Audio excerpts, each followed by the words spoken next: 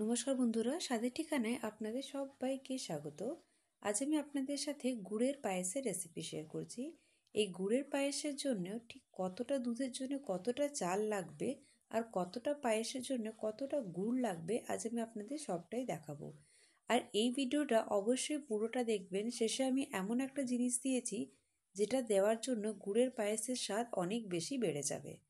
তাহলে দেখুন, প্রথমে এখানে আমি নিয়ে নিচ্ছি দুধ। আমি এখানে 2 প্যাকেট দুধ নিয়েছি। মোটমাট এখানে আমি 1 লিটার দুধ নিচ্ছি। প্রথমে কড়াই একটু হালকা গরম হয়ে যাওয়ার পর এখানে আমি দুধটা দিয়ে দেব। এখানে দেখুন, প্রথমে 1 প্যাকেট দুধ দিয়েছি, তারপরে আরও একটা প্যাকেট আমি দুধ দিচ্ছি। পায়েস বানানোর সময় অবশ্যই মনে রাখবেন যে দুধ যত মোটা হবে পায়েস কিন্তু ততটাই ভালো হবে। তাই সবসময় প্যাকেট দুধে পায়েস করলে পায়েসের টেস্ট খুব বেশি ভালো হয়। একটু নাড়াচাড়া করে দিলাম। আর এইদিকে দেখুন, আমি চালটা নিয়ে নিচ্ছি। এখানে আমি গোবিন্দভোগ চাল নিয়েছি। 1 লিটার দুধের জন্যে ঠিক কতটা পরিমাণে চাল লাগবে সেটা আমি আপনাদের দেখাচ্ছি। এখানে দেখুন, আমি 3 চামচ চাল নিয়েছি, বড় চামচে 3 চামচ নিয়েছি। আর তার সাথে আমি আরও অল্প একটু চাল এখানে দিয়ে দিলাম। 1 লিটার দুধের জন্য 3 থেকে 4 চামচের মধ্যে চাল ব্যবহার করবেন। আমি এখানে 3.5 চামচের মতন চাল নিয়েছি।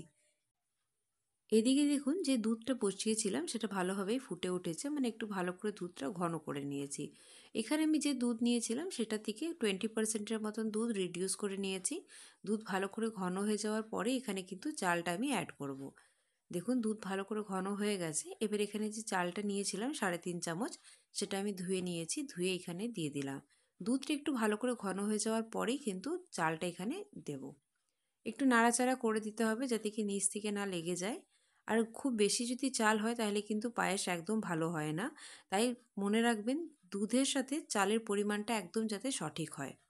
এবারে দেখুন, এখানে আমি নিয়েছি পাটালি গুড়। এই নতুন গুড়ের যে স্বাদ হয় সেটা কিন্তু অন্য সময়ের গুড়ের চেয়ে একটু আলাদা হয়।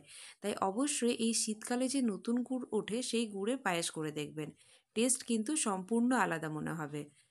একটা পাটালিকে আমি এখানে ভালো করে গ্রেট করে নিচ্ছি। এইখানে আমি যে পাটালিটা নিয়েছি এই পাটালির হাফ গ্রেট করেছি, আর কিছুটা আমি ছুরি দিয়ে কেটে নেব। তাই দেখুন, এইভাবে এটাকে গ্রেট করে নিলে মেশাতে খুব সুবিধা হয়। তাই এখানে দেখুন, আমি অর্ধেকটা গ্রেট করেছি আর কিছুটা আমি এখানে ছুরি দিয়ে কেটে নিয়েছি। মোটমাট একটা যে পাটালি ছিল সেটা থেকে আমি 80% পাটালি এখানে ব্যবহার করেছি।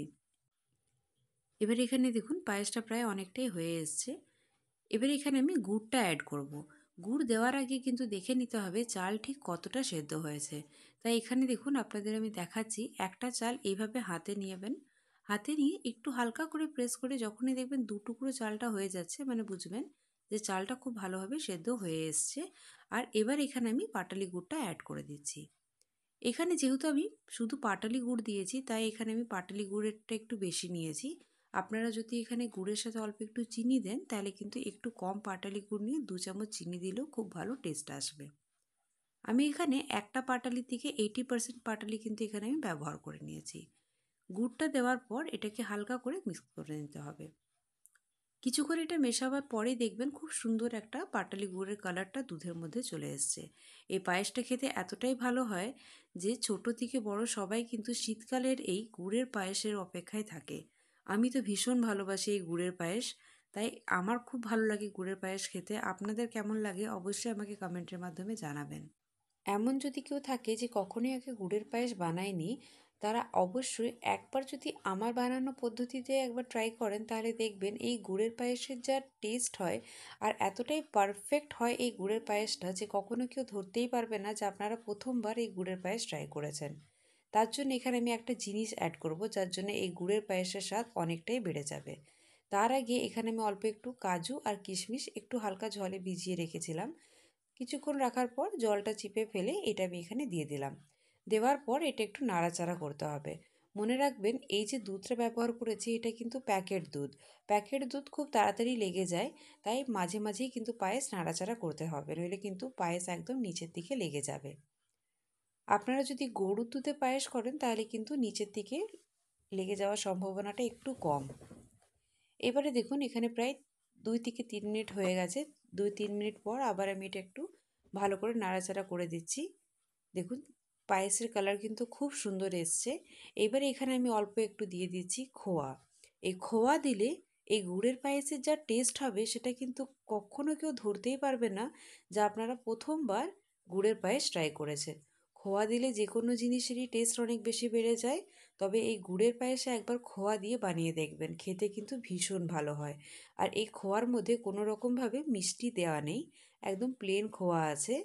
তাই দেখুন এখানে অল্প একটু হাতে করে নিয়ে আমি গ্রেট করে দিয়ে দিচ্ছি। এখানে ওই প্রায় 50 গ্রামের মতন খোয়া হবে। খোয়াটা কিন্তু একদম শেষে অ্যাড করবেন, জাস্ট নামানোর একটু আগে খোয়া দিলেই কিন্তু হয়ে যাবে। এবারে দেখুন এই ভালো করে দিয়ে দেওয়ার পর এটা আমি একটু মিক্স করে দিচ্ছি। অনেকটাই পায়েসটা ঘন হয়ে গেছে। এই পায়েস কিন্তু খুব বেশি ঘন করবেন না, ঠিক এই রকম যখন থাকবে একটু লিকুইড কনসিস্টেন্সি তখনই কিন্তু গ্যাস অফ করে দেবেন, নইলে কিন্তু পায়েস অনেক বেশি জমাট বেঁধে যাবে। এবারে দেখুন এখানে আমি আরেকটা সিক্রেট জিনিস দিচ্ছি, যেটা হয়তো অনেকেরাই জানে যারা আমার আগের পায়েসের ভিডিও দেখেছে। এখানে আমি অল্প একটু নুন দিয়েছি। যে কোনো মিষ্টি জিনিসে অল্প একটু নুন দিয়ে দিলে স্বাদ কিন্তু অনেক বেশি বেড়ে যায়। তাই এইভাবে একবার অবশ্যই বাড়িতে গুড়ের পায়েস বানিয়ে দেখবেন, আপনার প্রশংসায় সবাই পঞ্চমুখ হবে, এই কথা আমি দিলাম। এতটাই টেস্টি হয় এই গুড়ের পায়েসটা।